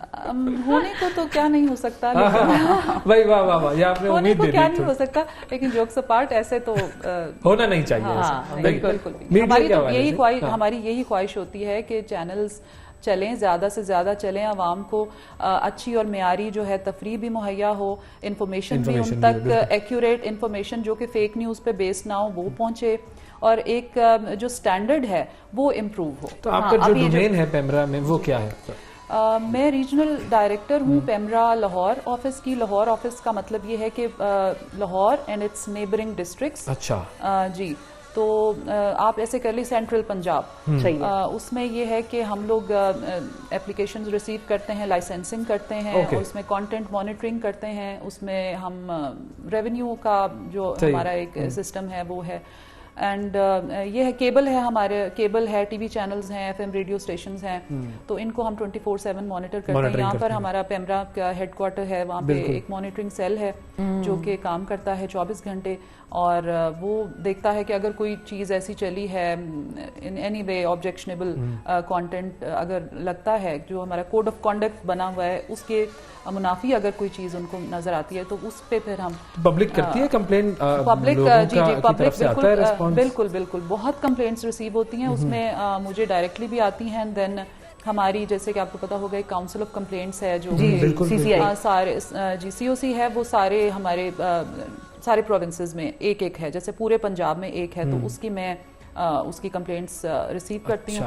उसमें हम ये करते हैं कि सारे जो कंप्लेंट्स है उसमें कंप्लेनेंट एंड रिस्पोंडेंट दोनों को हम बुलाते हैं मीटिंग्स में, और फिर वहाँ पर उनको सुना जाता है. सुन के फिर डिसाइड किया जाता है कि इस कंप्लेंट ये फॉल करती है हमारे कोड ऑफ कॉन्डक्ट की वायलेशन के अंदर. अगर ये फॉल करती है और हमारे रूल्स एंड रेगुलेशंस के अगेंस्ट इसमें कोई भी पहलू है, तो फिर हम उसमें सस्पेंशन भी होता है, फाइन भी होता है. रेवोकेशन की आज तक नहीं आई, ऐसी जरूरत नहीं पड़ी, लेकिन कोशिश करते हैं कि फाइन्स और इस तरह. तो ये इम्प्लीमेंटेशन कितनी मुश्किल होती है ऐसे फैसलों की, क्योंकि जाहिर है बहुत सारी पार्टीज तो ऐसी भी होती हैं जो इन्फ्लुएंशियल होती हैं. एक तरफ मिसाल के तौर पे कोई चैनल है जिसके खिलाफ किसी आदमी ने, शख्स ने कंप्लेंट की कि भाई इस चैनल पे मेरे बारे में ये कहा गया और ये गलत है, तो चलो अब आपस में वो दोनों बैठे, आपके पास आए, कोई फैसला हुआ उसका, कंप्लेंट उसका, और आप लोगों ने कहा कि भाई आप ऑन एयर अपॉलॉजी करेंगे, या ऑन एयर अपॉलॉजी है और फाइन है और वगैरह वगैरह. तो वो कैसे इम्प्लीमेंटेशन होती है? फाइन तो चले आप लोग पिछले रास्तों से या कोई भी है वो तो हमें नजर नहीं आता ना, लेकिन अपॉलॉजी का तो मतलब ये है कि वो ऑन एयर अपॉलॉजी अगर है और वो एंकर ने या किसी ने नहीं की है, तो फिर उसका क्या होता है? उस पर फिर कोई और एक्शन होता है पैमरा की तरफ से? उनको हम दोबारा बुलाते हैं, वो फिर कंप्लेंट रेक्टिफाइड नहीं समझी जाती. ठीक है. फिर वो तब तक हम उसको फॉलो अप करते हैं जब तक वो पूरी तौर पर जो हमारी इंस्ट्रक्शंस और हमारी गाइडलाइंस हैं उस चैनल को, तो जब तक वो नहीं पूरी करता तो तब तक हम उसको फॉलो करते हैं. एक है चैनल, उसमें ब्रेकफास्ट शो की एक एंकर है, उनके हवाले से कंप्लेन है, आएंगे आपके पास थोड़ी देर में, तो फिर उस पर बात करेंगे.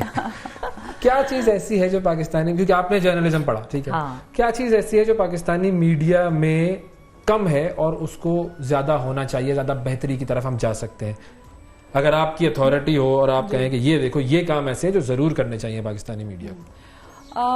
रिस्पॉन्सिबल रिपोर्टिंग کرنی چاہیے. ایک ہمارے آج کل تو بہت زیادہ ٹرینڈ بن گیا فیک نیوز کا, اور سوشل میڈیا سے اصل میں بات یہ ہے کہ ٹی وی چینلز پہلے ریلائے نہیں کرتے تھے سوشل میڈیا کی نیوز پہ. اب یہ ہو گیا ہے کہ ریلائے جو ہے نا سوشل میڈیا سے نیوز اٹھاتے ہیں, سورس وہ بن گیا, تو نیوز وہاں سے اٹھا کے تو یہ جو آن ایئر ٹی وی پہ کرنا ہے یہ رجحان کم ہونا چاہیے. تو اس کی وجہ سے بہت زیادہ ہمارے معاشرے میں پولرائزیشن اور نیگیٹیوٹی پھیل رہی ہے, کیوس پھیل رہا ہے. تو اس کو تھوڑا سا اگر چینلز اس کو دیکھ لیں اور اس پہ رسپانسبل تھوڑا سا اپنا رویہ کر لیں تو یہ زیادہ بہتر ہو. لیکن اس پہ پھر وہ یہ کہتے ہیں کہ اب تو یہ طریقہ کار ہے اور موبائلز اور واٹس ایپ اور یہ ساری چیزیں چل ہی رہی ہیں, اور دس از اندر وے آف ڈوئنگ جرنلزم جس کو نیو میڈیا اب کہتے ہیں. تو اس کے حوالے سے آپ کی اپنی کیا سوچ ہے, آپ کا اپنا کیا کوئی سولوشن ہے کہ یہ فیک نیوز کو کیسے کاؤنٹر کیا جا سکتا ہے؟ کیا اس کے حوالے سے ریگولیشن کوئی ایسی بنانی چاہیے؟ پیکا لا تھا ہمارے پاس, وہ پھر خیر اس کا وہ اثر نہیں رہا. تو آپ لوگوں کے پاس, پیمرا کے پاس کس طرح کی اتھارٹی ہے فیک نیوز کے حوالے سے, اور کیا ہونی چاہیے؟ کیونکہ پولیٹیکل پارٹیز اور صحافی اس سے گھبرا بھی جاتے ہیں. اگر کوئی جینوئنلی بھی صرف اسی چیز کو کیٹر کرنے کے لیے کوئی لا یا رول بناتا ہے تو لوگ کہتے ہیں کہ نہیں بھائی آپ تو فریڈم آف ایکسپریشن یا اسپیچ کو کرب کرنے کی کوشش کر رہے ہیں. جی فیک نیوز کو ہم لوگ وہی ہماری جو سی او سی کا ایک طریقہ کار ہے اس میں ہم فیک نیوز کو کاؤنٹر کرتے ہیں کہ ہمارے پاس کمپلینٹس آتی ہیں, ہم سو موٹو ایکشن بھی لیتے ہیں. تو جی کمپلینٹ آئے بغیر, ہاں کمپلینٹ آئے بغیر ہم خود بھی آئیڈینٹیفائی کرتے ہیں کہ اگر کوئی فیک نیوز چلی ہے تو پیمرا اس میں سو موٹو ایکشن لے کر تو دونوں پارٹیز کو بلا سکتا ہے اور ان کو سن بھی سکتا ہے, اور ان کو سزا کا جو بھی پنشمنٹ ہے, جو بھی فائن ہے, وہ بھی ہم کرتے ہیں. آپ بھی خیال سے رہیں. آپ کو دیکھ کے کہا ہے انہوں نے, مجھے دیکھ کے نہیں کہا. چل ہی نہیں رہا آج کل میرا, تو میں تو خاموش ہوں بالکل. اچھا اب ایک تو یہ سوشل میڈیا کا ایک طریقے سے نیگیٹو جو اس کا ایسپیکٹ ہے. پازیٹیو ایسپیکٹ خاص طور پر آپ کی جو سوشل پروٹیکشن اتھارٹی ہے اس کے حوالے سے کس طریقے سے یوٹیلائزیشن ہوتی ہے؟ سوشل میڈیا کی سنس میں نے جوائن کیا ہے تو سوشل میڈیا کافی حد تک, اب ایکس تو آلموسٹ بند ہی ہے, لیکن ہمارا کام جو ہے نا زیادہ گراؤنڈ پر ہے. اچھا, لیکن یہ کہ لوگوں سے کنیکٹیوٹی ڈیولپ کرنے کے لیے, لوگوں سے انفارمیشن بالکل دینے کے لیے, تو یہ ظاہر ہے میڈیا تو بہت بڑا ذریعہ ہے, لیکن ہماری یہ کوشش ہوتی ہے کہ ہم گراؤنڈ پر زیادہ کام کریں. وہاں پر جیسے بینک, ہمارا کیش جو ہے وہ بینک آف پنجاب سے جاتا ہے, ان کو انسٹرکشنز دی ہوئی ہیں کہ آپ وہاں پر زیادہ سے زیادہ بینرز لگا دیں جو بھی پروگرام آ رہا ہے, تاکہ لوگوں کو, کیونکہ ہمارا جیسے رورل ایریاز میں پروگرام چل رہے ہیں, لوگوں کو نہیں پتا چلتا, کئی دفعہ ان کے پیسے آئے ہوئے ہوتے ہیں بینک میں پڑے رہتے ہیں, فون نمبر چینج ہو گیا ہے, وہ آپ کو پتا ہے وہاں پہ روز نمبر چینج کرتے ہیں دیہاتی علاقوں میں لوگ, ان کو پتہ ہی نہیں چلتا ہمارے پیسے پڑے ہوئے ہیں. سو ظاہر ہے میڈیا کا تو رول ہے بہت اس میں. صحیح, بالکل. اچھا اب ہم چاہیں گے کہ آپ دونوں سے آپ کی شخصیت کے حوالے سے ایک دوسرے سے ذرا کچھ سوالات کریں تاکہ پتہ یہ چلے کہ آپ لوگ ایک دوسرے سگی بہنیں ہیں. اچھا ویریفیکیشن ہو جائے. اچھا جی, سب سے پہلے یہ بتائیں کہ والد صاحب آپ دونوں میں سے کس سے زیادہ قریب ہیں؟ آپ میرے سے پوچھ رہے ہیں؟ آپ دونوں بتا سکتے ہیں. آپ دونوں اس سے, ان سے, اس کی کیا وجہ ہے؟ Because she is been very close to him. ابھی آج کل بھی ان کا بہت خیال کر رہی ہیں, وہ بیمار ہیں تو یہ ان کے ساتھ ہی ہوتی ہیں, اور ان کا بہت زیادہ یہ شی از ٹیکنگ. بچپن سے ہی ایسا تھا؟ بچپن سے دیکھیں, بچپن میں تو ہمارے والد صاحب بہت بزی تھے, ان کے پاس اتنا ٹائم نہیں تھا کہ وہ کسی ایک کو چنیں یا کسی ایک کے ساتھ زیادہ وقت گزاریں. لیکن اب چونکہ وہ علیل ہیں تو وہ گھر پہ ہوتے ہیں, تو شی از ٹیکنگ کیئر. آپ دونوں میں زیادہ شریر کون رہا ہے بچپن میں؟ وہ بھی یہی. اچھا, بھائیوں سے زیادہ لڑائی کس کی ہوتی رہی؟ وہ بھی میری ہوتی ہے. سارے سوالوں کے جواب ادھر ہی آ رہے ہیں. اسکول جانا کسے ناپسند تھا, سخت ناپسند؟ کیوں بھائی؟ یہ تو آئی فیل فار ہر.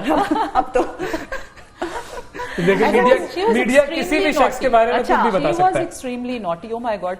مطلب اسکول اور پڑھائی اور کتاب جو ہے نا, کسی ایک کو ہونا تھا نا اسٹوڈیس. اس کے علاوہ بھی یہ بہت زیادہ نوٹی تھی, نوٹی. ہاں, بہت تنگ کرتی تھی. کون سی ایسی چیز انہوں نے بچپن میں کی ہے جس کی وجہ سے آپ ان کو نوٹی کہہ رہی ہیں, یا مطلب کوئی ایک کون سی چیز نہیں کی؟ کون سی چیز ہے, کیا کیا ہے انہوں نے ایسا؟ بتائیں ذرا بتائیں. یہ بیسیکلی ماسٹر مائنڈ ہوتی تھی, جو بھی ہم شرارتیں بچپن میں ہم جو بھی گینگ کا سرگنا یہ ہوتی تھی, اور میں پیچھے, اور میری بہن اور ایک ہماری کازنز بھی ساتھ ہمارے شامل ہو جاتی تھی. تو ہمارا ماشاءاللہ بچپن کافی अच्छा happy and colourful, happy and colourful माशाल्लाह। तो ज्यादा मार किसको पड़ती थी? मार हम में से किसी को भी नहीं पड़ी। नहीं, हमारे घर में मार का बिल्कुल कोई ट्रेंड नहीं था, कोई कॉन्सेप्ट, अब्यूज करने का भी कोई कॉन्सेप्ट, चप्पल, कोई हैंगर, कोई बेल्ट, ऊंची आवाज में बात करना बिल्कुल नहीं। गाली तो आई थिंक हमने कभी घर में नहीं सुनी। बिल्कुल। तो डांटते कैसे थे आपके? आंखों से डांटते नहीं थे, बस आंखों से बोलना बंद कर देते थे। थोड़ी खामोशी किसी बात पर आंखों से पता चल जाता था, बॉडी लैंग्वेज से पता चल जाता था, बस फिर खुद को सही कर लेते थे। हम वैसे ही हर वक्त खौफजदा रहते थे अपने अबू से स्पेशली। वो ज्यादा गुस्सीले थे या अम्मा? गुस्सीले नहीं आप कह सकते, उनका रोब बहुत ज्यादा था। तो और हम उनसे प्यार भी बहुत ज्यादा करते थे। तो जिससे आप प्यार करते हो उसके रूठने से भी आप डरते हो। सो हम डरते थे कि अबू नाराज नहीं हो हमसे। और उनसे अगर कोई बात मनवानी हो तो किसको आगे किया जाता है? मनवानी हो तो पहले सबसे छोटी बहन। अच्छा। हाँ, वो आमना, वो कुछ भी करवा सकती है। वो कुछ भी करवा सकती है। अच्छा, गुड, सही। और आप लोगों की अपने भाइयों के साथ जो रिलेशनशिप या दोस्ती जो है, वो सबसे ज्यादा कौन ऐसा है कि जिसके साथ सबसे ज्यादा दोस्ती? या वो कौन सी बड़ी सबसे बड़े भाई? तो जब हम बड़े हो रहे थे तो वो बाहर चले गए थे पढ़ने के लिए। तो हमारी इतनी उनके साथ उनका हमारा एहतराम और इज्जत का एक फादरली फिगर बन जाते हैं। दोनों जो छोटे भाई हैं उनके साथ हम बहुत क्लोज थे। हमारा बचपन, लाइक मेरे से वो थोड़ा ही उनका एज गैप है, तो उनके साथ हमारी बहुत दोस्ती है। और बड़ा प्यार, कोरम एंड जीशान छोटे हैं तो उनके साथ बहुत दोस्ती है, काफी फ्रेंडली हैं। सही। अच्छा, अगर आप कहीं बाहर हो, इनकी क्या सबसे ज्यादा चीज आप मिस करती हैं? आशी की क्या चीज मिस करती हूँ? ये बहुत ज्यादा सेंसिटिव है, बहुत, मतलब यू कैन से फायर। अच्छा। हाँ, she is very sensitive, she is very authentic. मतलब अगर मुझे मोस्ट जेन्युइन एडवाइस चाहिए होगी तो she is the person, she is the most genuine person. Actually I know. My God, this is too much. अच्छा, और कौन सी ऐसी चीजें जो आप कहेंगी कि ये थोड़ी बेहतर कर लो आयशा, इस चीज पे काम करो? ये भी वही है। अच्छा, इतनी जेन्युइन, बस इतनी जेन्युइन एडवाइस मिलती है कि आप कहते हो कि यार बस कर दो, मतलब कितना ज्यादा ही सही है। रुलाएगी क्या? या अच्छा, वो भी वही। ये सवाल इनके बारे में, ये अगर ना हो तो क्या सबसे ज्यादा चीज इनकी मिस की जाएगी? इनकी सबसे पहली तो मैं चीज मिस करती हूँ कि जो हमारी रोज की सुबह की हमारा फोन कॉल होती है, वो हमारी बहुत जरूरी होती है। तो वो एक हमारा काइंड ऑफ एक रूटीन है कि हमने सुबह उठते ही एक दूसरे को फोन करना है और सारी दिन की और कल की रूटीन रुदात सारी बतानी होती है। नंबर 1 तो ये है। नंबर 2 ये है कि इनकी जो ओपिनियन है, अगर मैं इनसे किसी मामले पर मांगूं तो वो भी इस हद तक क्लियर होती है। शी इज वेरी, आप समझ लें कि सपाक हद तक ऑनेस्ट ओपिनियन रहेगी। कि वही बात है कि शी इज वेरी ऑनेस्ट। और क्या चीज ऐसी है जो इनको थोड़ी बेहतर करनी चाहिए? बेहतर करनी सुधर चाहिए। जाओ जहां आ रहा, ये मैंने तुम्हें पहले भी कहा था, मत करना तुम। ऐसा कुछ नहीं होता? नहीं, ऐसा तो मेरा नहीं ख्याल है। ऐसा ये देखें, ये तो इन्होंने बहुत सेफ खेला है। हाँ, वाकई सही बात है। जबरदस्त। लेकिन आप दोनों की जो यूं कहिए कि एक रिलेशनशिप है, उससे हमें अंदाजा हुआ कि किस तरह का रिलेशनशिप है, and specially with your father. तो आप लोग जो भी काम कर रहे हैं, हमारी दुआ ये है कि उसमें मजीद आगे बढ़ते रहें आप लोगों को, और उसमें सॉल्यूशंस निकलें। आपके लिए भी बड़ा मुश्किल काम है, आपका तो खैर बहुत ही मुश्किल काम है। आप अभी आपसे पहले बच्चों और खवातीन की प्रोटेक्शन से बात कर रहे थे, और रोजाना एक नया केस हम डिस्कस करते हैं, अगले दिन एक नया केस आ जाता है, व्हिच इज वेरी अलार्मिंग। लेकिन ये कि आप लोग काम कर रहे हैं, अपने एक लेगेसी को भी आगे लेकर चल रहे हैं, उसका भी पास रखना होता है, और फिर काम तो जाहिर है। बिल्कुल। और मंजूर साहब के लिए, वट्टू साहब के लिए हमारी दुआएं, अल्लाह उनको सेहतयाब करे। और आज के प्रोग्राम में आपने शिरकत की, बहुत शुक्रिया। नाजरीन, वक्फा लेते हैं, वक्फे के बाद आपसे दोबारा मिलेंगे। Stay with us.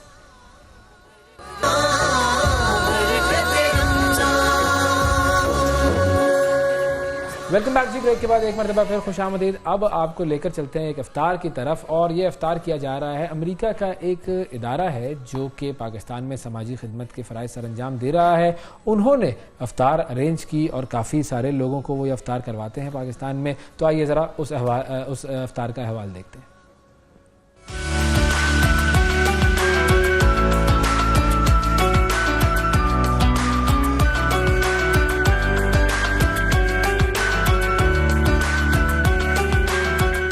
माह माह रमजान के बाबरकत महीने में पाकिस्तान समेत दुनिया भर में सहरो इफ्तार का एक शानदार सिलसिला जारी है।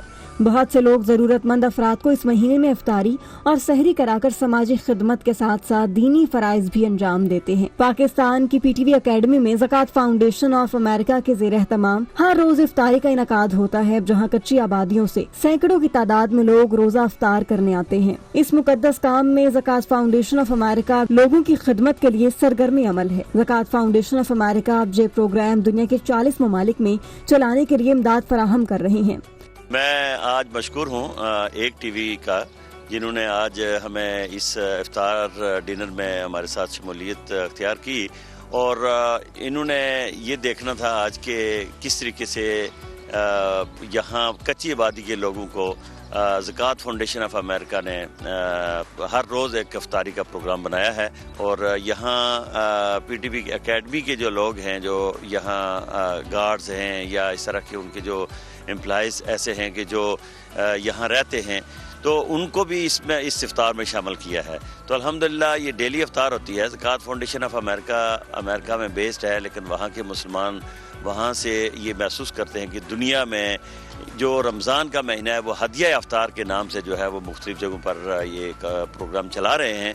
इस वक्त 40 ममालिक में जो है वो इसी तरीके से हदिया इफ्तार के तौर पर जो है वो ज़कात फाउंडेशन ऑफ अमेरिका जो है ना काम कर रही है। और पाकिस्तान में हम बरी इमाम की जो कच्ची आबादी है वहाँ भी ऐसी इफ्तार का इंतज़ाम कर रहे हैं, और इस H9 की कच्ची आबादी में भी जो है वो हम इफ्तार का इंतज़ाम कर रहे हैं। ज़कात फाउंडेशन ऑफ अमेरिका की इफ्तार ड्राइव में बहरिया यूनिवर्सिटी समेत दीगर यूनिवर्सिटियों के तलबा भी खिदमात सर अंजाम दे रहे हैं। ज़कात फाउंडेशन के साथ और PTV का इनिशिएटिव है, जिसके अंदर हम लोग CSP के थ्रू बहरिया यूनिवर्सिटी का एक प्लेटफॉर्म है, जिसके अंदर हम लोग ये अफ्तारियों वगैरह की ड्राइव कर रहे हैं। और ये पूरा रमज़ान ही चलती रहती हैं, और मतलब डिफरेंट यूनिवर्सिटीज़ के अंदर हम लोग इन यूनिवर्सिटीज़ के थ्रू हम लोग डिफरेंट जगह पे अफ्तार ड्राइव करवाते हैं, और हर साल ही चलती रहती हैं हमारी। इस दफ़ा हमने PTV और ज़कात फाउंडेशन के साथ की है। इफ्तार का ये निज़ाम बहुत से लोगों के लिए एक बड़ी सहूलत है। इफ्तारी में आने वाले लोगों की जानिब से जहाँ के खानों और निज़ाम की भरपूर पज़ीराई की गई, और लोगों की जानिब से ज़कात फाउंडेशन ऑफ अमेरिका को भी खूब सराहा गया। हम बहुत दिनों से इधर आ रहे हैं, एक हफ्ते से इधर आ रहे हैं। हमारे साथ 3-4 बंदे और भी आ रहे हैं। बहुत अच्छा सिस्टम है, बहुत अच्छा निज़ाम है। गरीबों के लिए बहुत ही अच्छी सहूलत है। बहुत अच्छा खाना दिया जाता है यहाँ पे, साफ़ सुथरा खाना मिलता है, और जो है ना बहुत ही अच्छा दे रहे हैं इस जगह पे खाना। ज़कात फाउंडेशन ऑफ अमेरिका 2001 से कम्युनिटी की फलाह बहबूद के लिए काम करने वाला अमेरिका में कायम एक रजिस्टर्ड खैराती इदारा है, जहाँ ज़कात और सदका के एहतियात को गरीबों तक पहुँचाने का इंतजाम किया जाता है। जी, अब बात करते हैं जी एक और अहम मामले की, और ये अहम मामला उस वक्त दरपेश होता है कि जब किसी घर में किसी का इंतकाल होता है, तो उस इंतकाल के वक्त क्या क्या करना है, जनाजा, कफन दफन, तदफीन वगैरह, उस मैयत का गुस्ल, ये तमाम मामला जो हैं, बहुत सारे ऐसे मामला होते हैं जिसमें बहुत सारे लोगों को नहीं मालूम होता है, और बहुत सारी गलतियाँ भी हो रही होती हैं, बहुत सारी ऐसी चीज़ें की जा रही होती हैं जिनका दीन से कोई ताल्लुक नहीं होता। तो हमारे नबी सल्लल्लाहु अलैहि वसल्लम की सुन्नत मुबारक क्या कहती है कि जब कहीं पर किसी का इंतकाल हो तो क्या क्या ऐसी चीज़ें हैं जो कि करनी चाहिए। राजा ज़ियाउल हक साहब हमारे साथ मौजूद हैं, इस पर गाइड करेंगे। अस्सलाम वालेकुम। वालेकुम सलाम व रहमतुल्लाह। साहब बताइए, सबसे पहले तो ये मुद्दा ऐसा है कि हर शख्स जानना चाहिए कि कुल्लु नफ्सिन ज़ायक़तुल मौत भी है, और हर एक के घर में ये वाक़या होता है, लेकिन बहुत सारे लोगों को पता नहीं होता कि क्या करना है, और फिर लोगों को बुलाया जाता है, और फिर गलत चीज़ें भी हो रही होती हैं, सही चीज़ें भी होती हैं। सुन्नत रसूल सल्लल्लाहु अलैहि वसल्लम क्या कहती है? जी बिल्कुल, ये बड़ा ही अहम टॉपिक है, और इससे पहले कि कोई इंसान फौत हो उसके लिए जो इंस्ट्रक्शंस हैं नबी करीम सल्लल्लाहु अलैहि वसल्लम की तरफ से कि वो हर इंसान रात को सोए नहीं, सिवाय ये कि उसकी जो विल है जो वो उसके पास होनी चाहिए, और वो कहीं ना कहीं उसके पास या तो वो डेली अपडेटेड हो, या फिर वो उसने उसका कहीं ना कहीं किसी को बताया हो कि भाई ये मेरी विल है। जिंदगी मौत का पता कुछ नहीं होता, अगर मैं चला जाता हूँ तो ये मामला है, क्योंकि देखें कुछ जो विरासत की तकसीम है वो तो उसके हिसाब से होगी, कुछ चीज़ें हो सकती है उसकी उधार हों, कुछ चीज़ें कर्जे चढ़े हों, वो उसकी विरासत में से माल सबसे पहले निकलेगा। उसके बाद ये कि कुछ उसका एक हिस्सा होता है, एक तिहाई हिस्सा होता है जो वो किसी को भी मुख्तस कर सकता है, जो कि वरसा के अलावा है। तो ये चीज़ें उसके लिए इंस्ट्रक्शंस है, क्योंकि अगर देखें सबसे, मैं आपको बता रहा हूँ फ्रॉम एक्सपीरियंस, सबसे बड़ा जो मसला होता है ना वो तो ये होता है कि किसी के फौत होने के बाद एकदम से ये जो विरासत वाले मामलात हैं और ये चीज़ें जो हैं یہ ایک دم سے جو ہے نا وہ خاندانوں کے بیچ میں لڑائی جھگڑے کا باعث بنتی ہیں, کیونکہ ہم نے کوئی انسٹرکشنز دی نہیں ہوتی ہیں, کچھ بتایا نہیں ہوتا, اور ظاہری بات ہے ہماری انسٹرکشنز خلاف شریعت نہیں ہو سکتی. آپ جو جس کا ڈیو حصہ ہوتا ہے وہی دیتے ہو. آپ ایسا نہیں کرتے کہ بیٹے کو آپ نے زیادہ کر دیا, بیٹی کو آپ نے کم کر دیا, فلاں کو زیادہ, پلس مائنس نہیں, جو تو شریعت کے مطابق آگ کر دیتے ہیں, ایک اولاد کو آگ کر دیا, جی تو یہ آگ کرنا جائز نہیں ہے. یہ دیکھیں یہ یعنی وہ ہے تو آپ کی اولاد ہی ہے, صرف آگ جو ہے نا وہ ہوتا ہے اگر فار ایگزامپل کسی نے قتل کر دیا ہے, یعنی کہ مثال کے طور پہ اگر کسی نے اپنے جس سے اس نے انہیرٹ کرنا تھا اس کو مرڈر کر دیا ہے تو یہ اس سے وراثت کا حصہ نہیں لے گا, اور اس کی آپ آبویس وجہ جو ہے نا سمجھ سکتے ہیں. تو اب پہلا سٹیپ کیا ہے کہ پہلا سٹیپ تو مرنے سے پہلے ہے کہ آپ مرنے سے پہلے کچھ چیزیں رکھیں, کیونکہ ورنہ آپ کی وفات کے بعد بہت زیادہ پرابلم کریٹ ہوگا آپ کی فیملی کے لیے, تو اس کو بچائیں اور اپنے فیملی کو جوڑنے کے اوپر لے کے جائیں. دوسرا امپورٹنٹ سٹیپ میں آپ کو بتاؤں گا کہ دیکھیں ہر کسی نے مرنا ہوتا ہے, انسان اس سے پہلے جو ہے نا, اس سے پہلے کہ وہ ایموشنل سچویشن ہو, وہاں پہ نہ کوئی سننے کے موڈ میں ہوتا ہے, نہ کوئی آپ سے گائیڈنس لینے کے موڈ میں ہوتا ہے.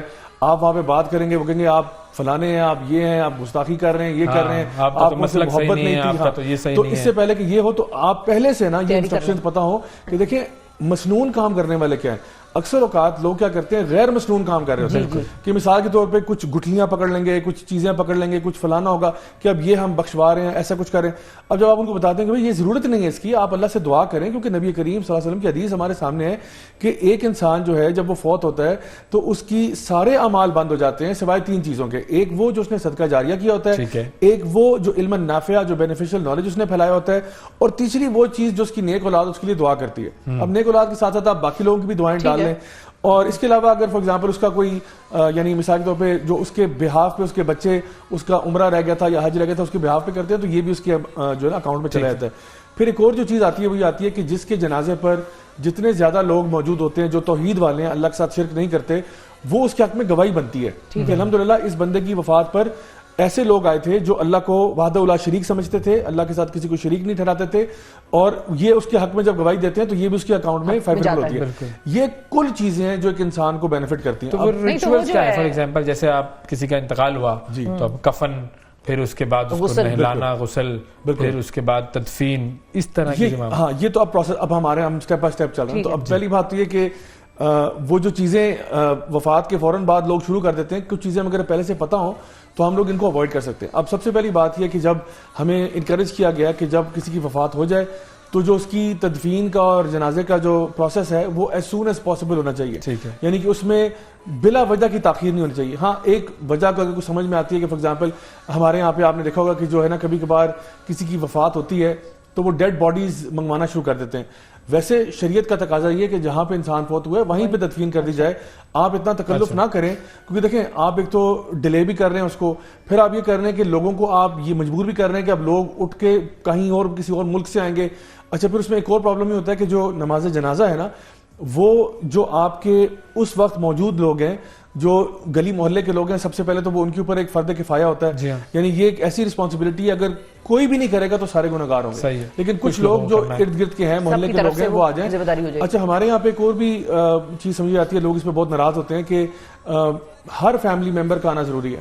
یعنی مثال کے طور پہ وہ ایک ایکسپیکٹیشن ہوتی ہے نا کہ بھئی فوت ہو گئے تو چاہے آپ انگلینڈ میں ہیں, آپ امریکہ میں ہیں, آپ چائنا میں ہیں, جدھر بھی ہیں, آپ ساری چیزیں چھوڑیں, آپ ادھر آ جائیں. ٹھیک ہے, اچھی بات ہے, اگر آپ کے پاس اتنا ٹائم ہے اور آپ کر سکتے ہیں تو آپ کریں, لیکن دین جو ہے نا وہ آپ کو اس کے اوپر مجبور نہیں کرتا کہ آپ کے لیے لازمی ہے کہ اب آپ اس میں شریک ہوں گے, ورنہ مطلب خدا نہ خواستہ ان کی تدفین کا پروسیس ٹھیک نہیں تھا یا جنازہ صحیح نہیں ہوا. اور اس میں اگر کوئی بندہ مجبور ہے, کہیں دور ہے یا نہیں آ سکتا, تو اس میں مائنڈ کرنے کی بات نہیں. البتہ جو لوگ قریب ہیں اس شہر میں رہتے ہیں ان کو وہاں پہ ڈیفینیٹلی ہونا چاہیے. اچھا تو سب سے پہلی بات یہ کہ اس کا غسل کا معاملہ کرنا, سب سے پہلے ہم نے یہ دیکھنا ہے کہ یہاں پہ پہلے سے عام طور پہ قبرستانوں میں نا جگہ ایلوکیٹ ہو جاتی ہے, کچھ لوگ پہلے سے اس کی بکنگ وغیرہ بھی کروا لیتے ہیں, کچھ لوگ گھروں میں بھی کرتے ہیں, کچھ لوگ گھروں میں بھی کر دیتے ہیں. تو نارملی ہوتا ہے کہ جو مسلمانوں کا جو گریو یارڈ ہوتا ہے وہاں پہ اس کو دفن کر دیا جاتا ہے. اس میں بھی تھوڑا سا آپ کے کانٹیکٹس ہونے چاہیے. اکثر اوقات ہم جس شہر میں اسلام آباد میں ہیں یہاں پہ آپ کو پتہ ہے ادھر بھی بہت سارے مافیاز ہیں, تو اس کے لیے آپ کو تھوڑا سا کوئی شارپ بندہ چاہیے ہوتا ہے جو کہ کمیونیکیٹ کرے اور وہ جگہ نکلوا لے, اور پھر وہاں پہ آپ کو پتہ ہے بہت زیادہ پیسے بھی لیے جاتے ہیں, رشوتیں لی جاتی ہیں, بہت زیادہ وہاں پہ حیصل ہوتا ہے. تو کوئی ایسے 1-2 لوگ ہونے چاہیے جو کہ اس طرح کے جو ایڈمنسٹریٹو ٹاسک ہیں وہ کر لیں, اور اس کے بعد جو ہے جو تدفین کا معاملہ اور وہ سارا ایزی ہو جاتا ہے آپ کے لیے. اچھا چونکہ ہمارا آخری منٹ ہے تو جو ایک آدھ کوئی سوال وہ یہ ہے کہ غسل کے حوالے سے کیا ہمیں مسنون احکامات ملے ہوئے ہیں کہ یہ چیزیں کرنے والی ہیں ضرور کریں؟ جی بیسکلی تو پروسیس بڑا سمپل سا ہے. اس میں خواتین جو ہے وہ خواتین کا ہی کرتی ہے, مرد جو ہے وہ جو ہے نا مرد حضرات کرتے ہیں. اس میں باڈی کو دیکھنا ضروری نہیں ہے. عام طور پہ لوگوں کو لگتا ہے کہ غسل کریں گے تو باڈی کو ایکسپوز کرنا پڑے گا, ایسا نہیں. اس کے اوپر چادر ڈال کے نیچے سے ہاتھ مار کے اس کا جو ہے نا غسل کیا جا سکتا ہے, جس طرح ہمارا وضو کا پروسیس ہوتا ہے اس سے بہت ملتا جلتا ہے. تو یہ میں چاہوں گا کہ ہمارے جو آڈینس ہیں, کیونکہ پورا ایک پروسیس ہے, وہ ہماری مساجد کے اندر جو آپ کی لوکل مساجد ہوتی ہیں ان میں اکثر اس کی ورکشاپس کرائی جاتی ہیں. باقاعدہ طور پر کسی انسان کو لا کے یعنی ایز اے ڈمی کے طور پہ وہاں پہ اس کو لٹایا جاتا ہے, اس کو بتایا جاتا ہے, سکھایا جاتا ہے. تو یہ چیزیں ہمیں اس سے پہلے اگر سیکھ لیں تو انشاءاللہ اینڈ میں وہ پھر کمپلیکیشنز نہیں ہوں گی. بالکل ٹھیک ہے, بہت شکریہ سر, آپ کا وقت دیا آپ نے. ناظرین آج کے پروگرام میں اتنا ہی, آپ سے اگلے پروگرام میں پھر ملاقات کریں گے, اس وقت تک کے لیے اجازت دیجیے. اللہ حافظ.